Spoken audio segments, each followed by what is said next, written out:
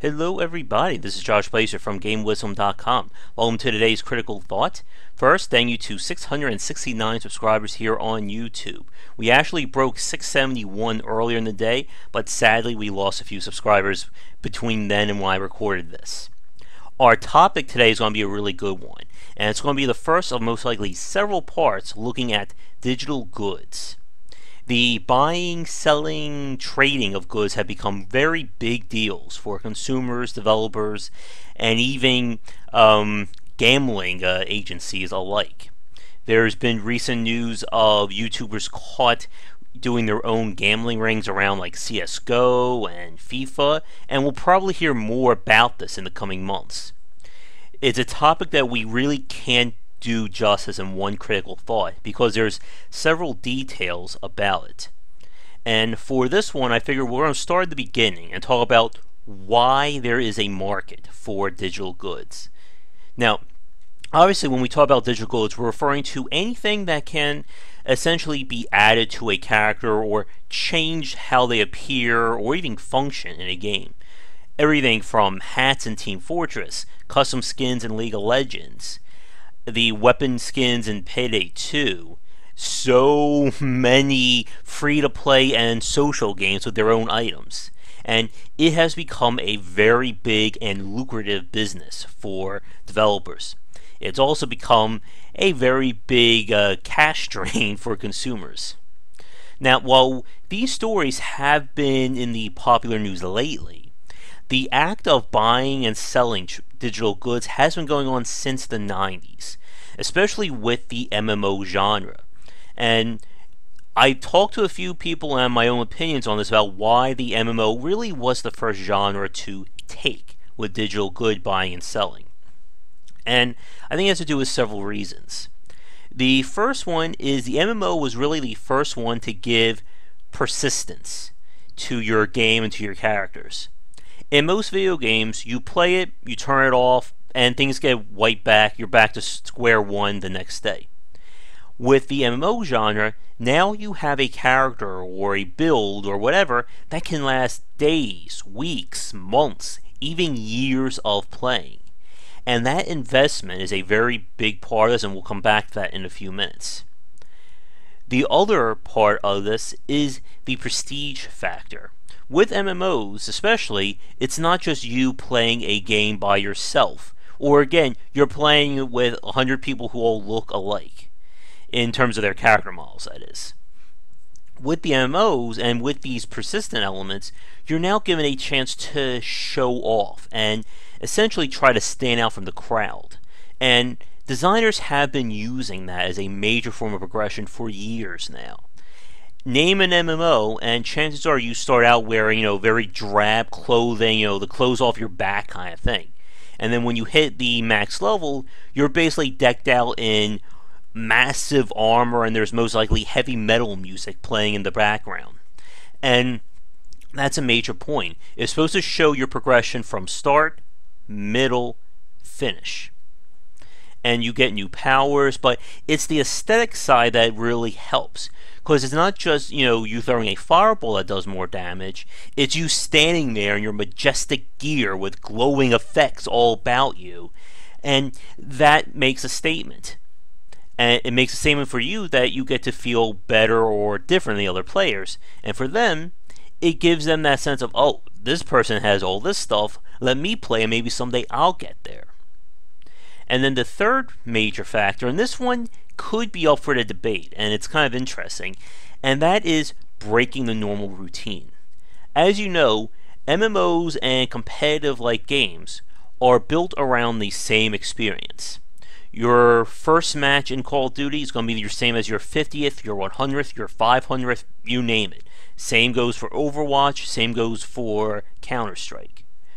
And that means you're looking at the same models day in and day out. You're looking at the same emotes, the same taunts, you name it. So being able to get these little items, these little changes, can break up that routine. Now you're not holding that same assault rifle that every other player is using. You're using that exclusive, 1 out of 100 custom skin with its unique artwork and its unique paint job. and they get to see it, and while you're running around shooting, you can see the gun model in the character's hands. And again, it adds that sense of investment, and investment is a very big deal. This is another one of those psychological motivators, so I wish Jamie was here that we could talk about. When you spend money, it adds a weight to this game. It adds an investment. There's a difference between you playing a game without any cost to you versus if you spend even $5. When you play a free-to-play game at the start, you can drop it at any time. There's no investment. You didn't spend any money. You play it, you stop, we're all done. But the second you spend $1 or spend any kind of monetary compensation to the game, now you have an emotional and a monetary investment in it. And this is where the topic or the phrase in for a penny, in for a pound comes in. Once you found that game that you're invested in, you're going to keep playing and you will most likely keep spending money. It's what the hardcore fans of Team Fortress, Counter-Strike, League of Legends, and even mobile and free-to-play games have done as well. You've spent $10, so what's another $1.50 or another $5? This is your game, so you're not playing anything else. And developers know that, and they love these kinds of digital goods, and it comes for several reasons. The first one is the cost to them. There is not a person chained to a desk at Valve who is hard coding and working on every unique custom skin in Counter-Strike and every copy of that skin. Once they have that base model, that base code and texturing done, they can print as many copies of it as they want. They can set it for the randomizer to maybe have a 20% chance of dropping, or 1.5 chance, I mean. Once that initial work is done, you can print as many copies of it as you want. And as we've talked about with the buying of games and the pricing of games, scarcity and quality are two major components of value. Up there, you can see the earbuds from Team Fortress. This was a limited time offer that you could only get if you played Team Fortress from a Mac, or you were signed into Steam on a Mac and did it. Those items, that earbud, pretty much was one of the key components of the Team Fortress marketplace and the economy. And there are people still spending big bucks on those items, and they don't do anything. There is no in-game value or special ability attached to those earbuds, but they're still worth big bucks. And going back to why developers like it, the reason, again, is once you have that done, you can do it however you want with it. You want to set a very rare item, you want to set it to be common, it's up to you. And again, what do you think costs more time? Making an item like those earbuds or a new custom skin in Counter-Strike, or creating a brand new map, balancing it, getting all the textures done, making sure it's playable? I think the answer is obvious. The second reason developers really like this, and especially publishers, it's a win-win-win for them. First, these items keep you playing. They allow many free-to-play and even retail games that have these kind of items give you a chance at dropping them. So just through regular play, it could be once a week, once a day, maybe once every 12 hours, whatever. But that chance is going to keep people playing, which is going to keep those servers filled, which is going to keep the online community growing and stable. The second reason, as we've talked about, again, with the lack or the less amount of work that goes into them.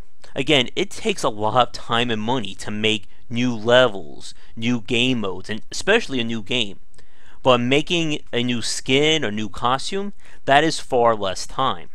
Now, there could be some exceptions, especially when we look at the champion skins of League of Legends, where they completely change how the character looks, how they talk, and even sound effects.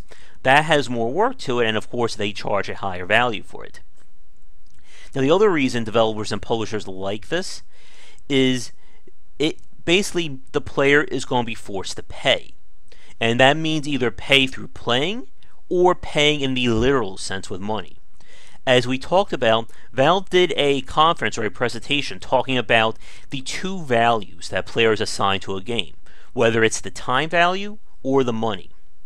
And with digital goods, the best games balance both of those factors.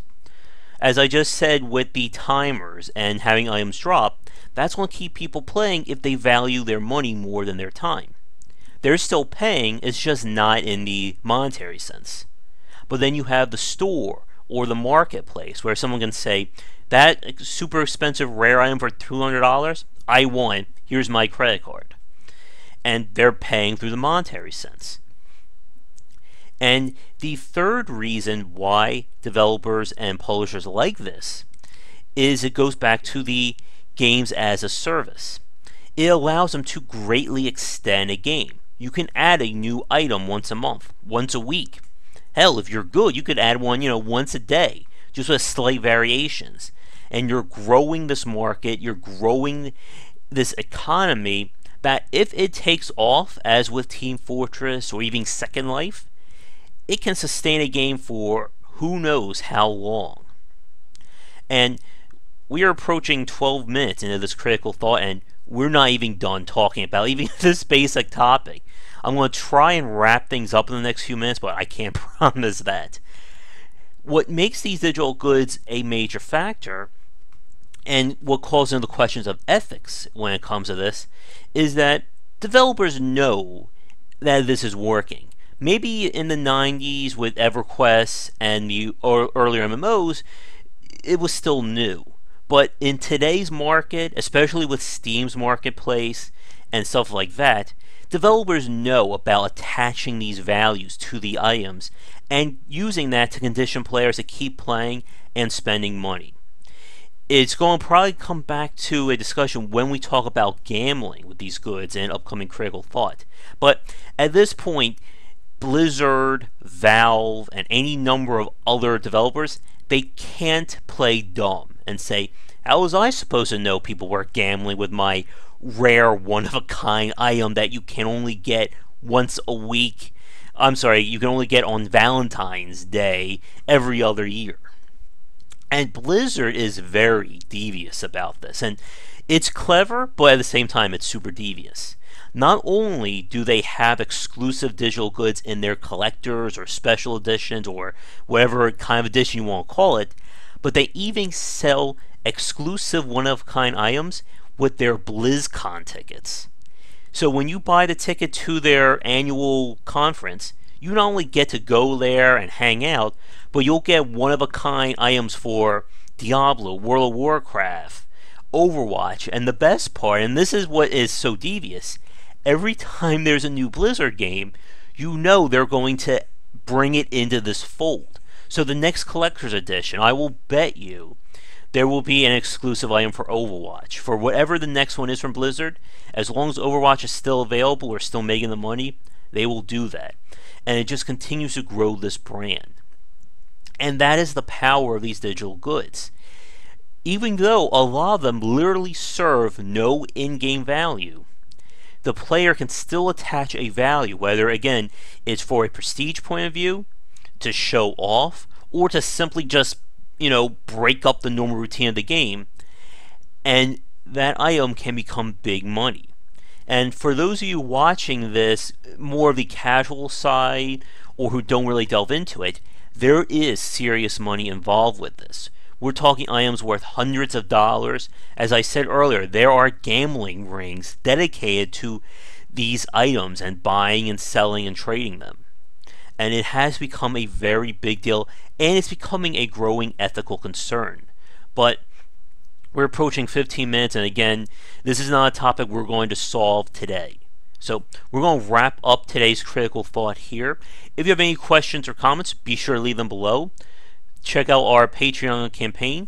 If you like to support Game Wisdom, that monthly funding could be huge for us and add more content for you.